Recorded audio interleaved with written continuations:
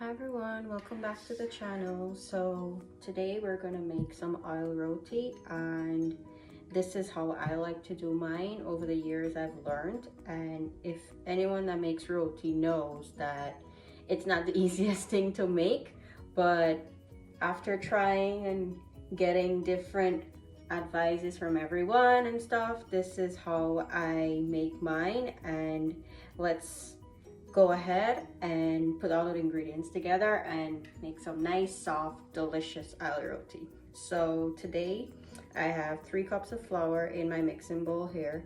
I'm gonna add 1 teaspoon of baking powder, 1/4 teaspoon of yeast. Yes, I said yeast.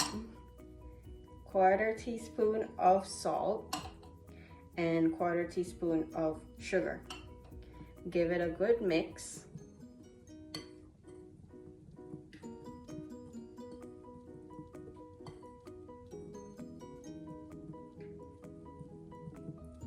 Just to combine everything, because you want to have an even distribution, especially for that baking powder. Everything else can be mixed in with your hand, but for the baking powder it's very important that it's mixed very well into the flour.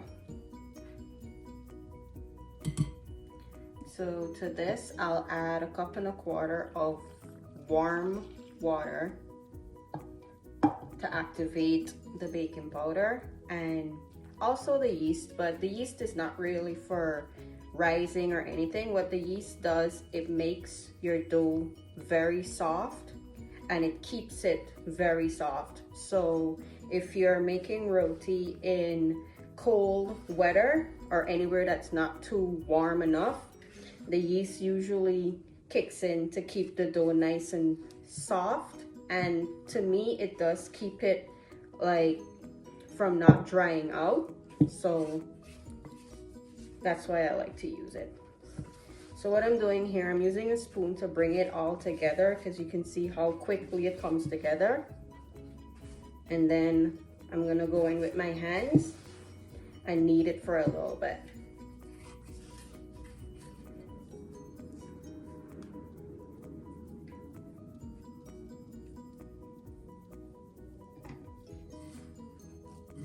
You're going to see as you like how soft it is.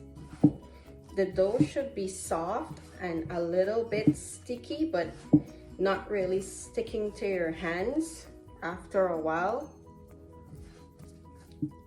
If you need to add some flour for dusting, go right ahead, because not everyone likes the feeling of soft dough sticking to their hand.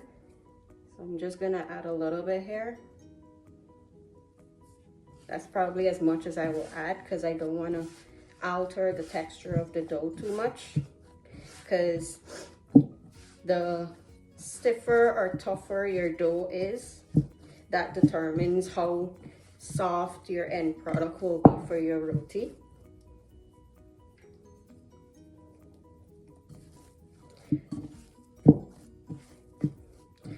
Because we added the yeast, we don't need to do extreme kneading. Just make sure everything's combined really well, and see how the dough is springing back right away. That's a good indication that you have everything in. So here I'm gonna let this rest for about 30 minutes, and I'll cover it with a towel, or you can put a lid on the bowl. Put it somewhere not cold but warm at the same time, not for rising purposes, but you want to keep the temperature of the dough consistent, because we added warm water. You want to keep that warmth within the dough. So I typically cover this with a towel, and I'll put it in my microwave for 30 minutes, and then we'll come back after that and do the next step. So it's been exactly 30 minutes and our dough has been resting. Now what we'll do, add some flour to your surface. Turn the dough out in the bowl. You just want to turn it into a log, and typically this can give you 6 rotis or 5 depending on your size. I usually do 5 where it's not too big but not too small. So let's see how much we get. There you go, 5. If one has more than the other, just take some and put it to the one that's smaller. Nothing will happen. So typically I like to make a little loy or a dough ball, and I'm gonna put it to the side here on some flour so it doesn't stick to the mat. I'll do this for every piece of dough that I have here.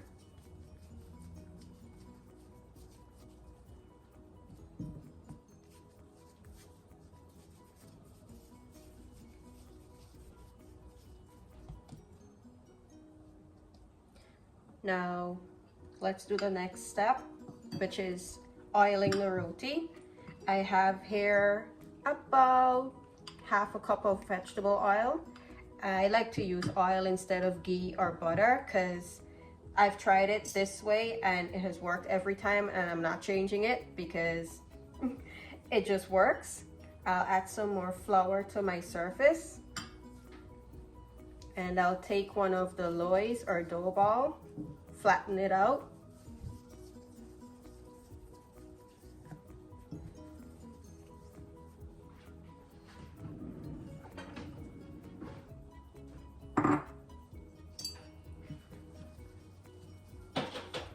and I'll roll it out. You want to roll it out as thin as possible as you can get, because we're gonna have some oil placed inside here, and the bigger or the thinner you roll it out, the chances of more layers you're gonna get.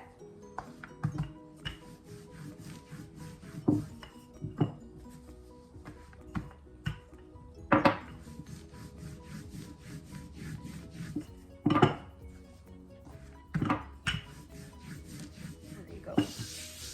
So now we'll take some oil. You can use a spoon, you can use your hands, you can use the brush like I'm doing here.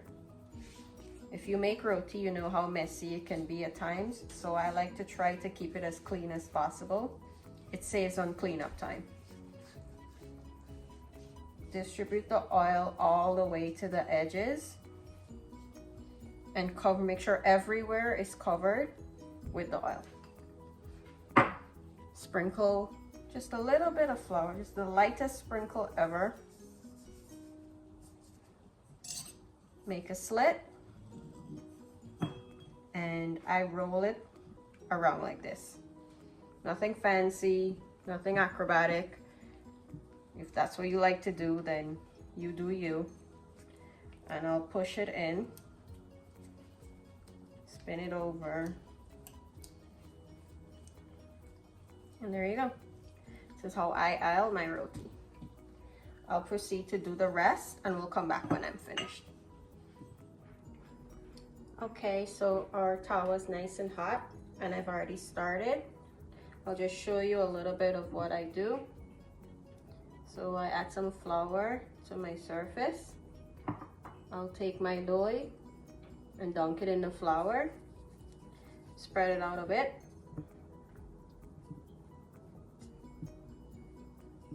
And let's roll it out. And guys, remember, it's okay if you don't achieve a perfect round shape. It doesn't always come out perfectly round for me either. Sometimes it does, sometimes it doesn't. So to me, it doesn't matter. The roti always tastes really good. Taste is what it comes down to at the end of the day. So, and given that this flour is so soft, your roti will always taste really good. So as you can see, it's not a perfect circle, but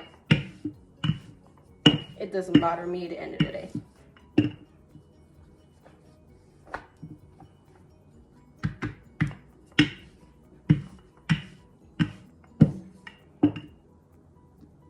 Make sure to get all your edges so that they don't become hard while it's cooking. So let's put this on the tawa and I'll show you what I do.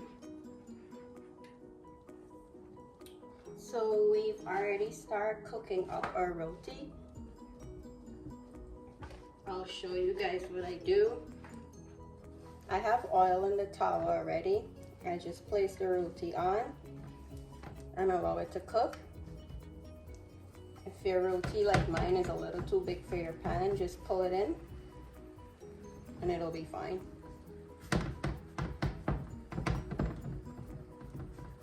Just like this. I'll let this cook for 1 minute and then I'll flip it. We'll add some oil, flip it back again, add some more oil, and it'll be done.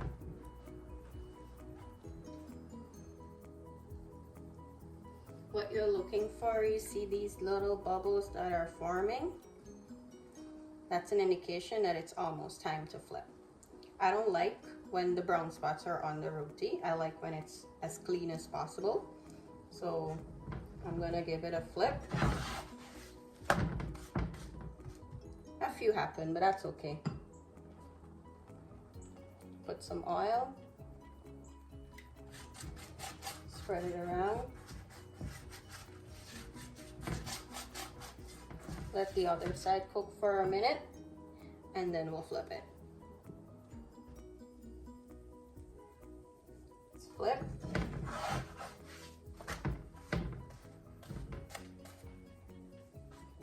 Some more oil.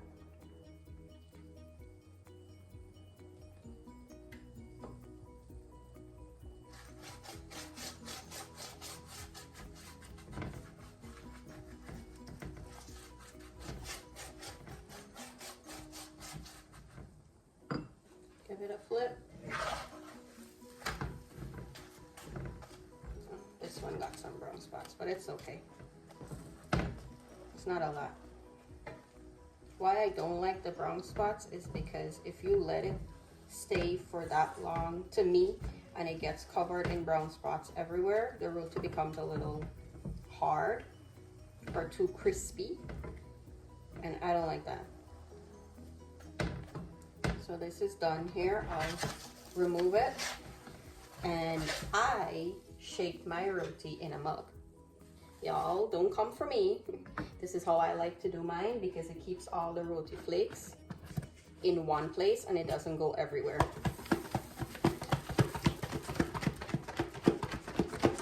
I will shake it for about 10 seconds.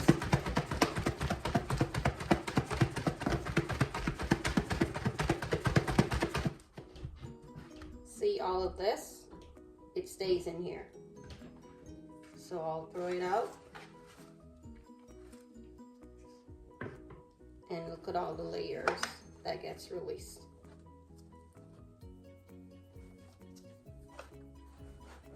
So I'll finish up the rest and then we'll come back to see the end product.